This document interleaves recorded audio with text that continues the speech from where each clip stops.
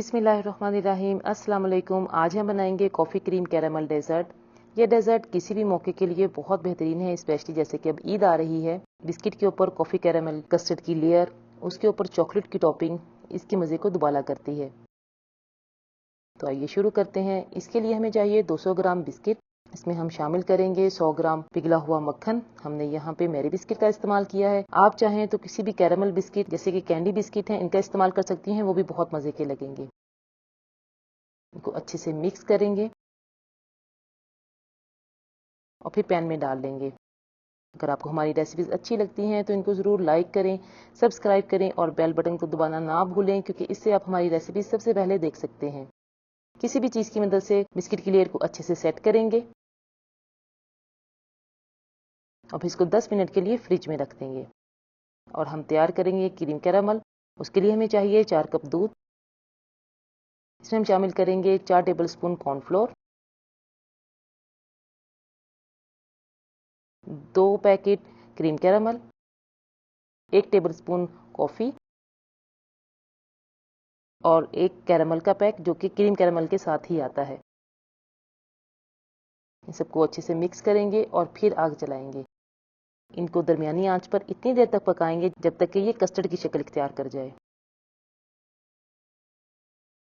अब इसको बिस्किट की लेयर के ऊपर डालेंगे और 2 घंटे के लिए फ्रिज में ठंडा होने के लिए रख देंगे। अब हम तैयार करेंगे चॉकलेट की टॉपिंग। उसके लिए हमें चाहिए 150 ग्राम क्रीम,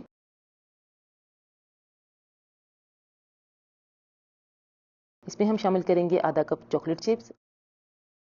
हमने यहाँ पे चॉकलेट चिप्स का इस्तेमाल किया है, आप चाहें तो कोई भी मिल्क चॉकलेट का इस्तेमाल कर सकती हैं। इसको हल्की आंच पर तब तक पकाएंगे जब तक कि चॉकलेट अच्छी तरह से मेल्ट हो जाए। अब इसको क्रीम कैरामल के ऊपर डालेंगे जो कि अब अच्छे से ठंडी हो गई है।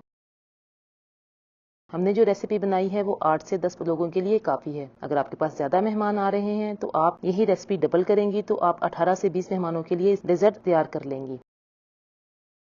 चॉकलेट की सतह को हमवार करेंगे और फिर इसको ठंडा होने के लिए फ्रिज में रख देंगे। डेजर्ट जितना ज़्यादा ठंडा होगा उतना ही ज़्यादा मज़े का लगेगा। छुरी की मदद से साइडों को हटा लेंगे।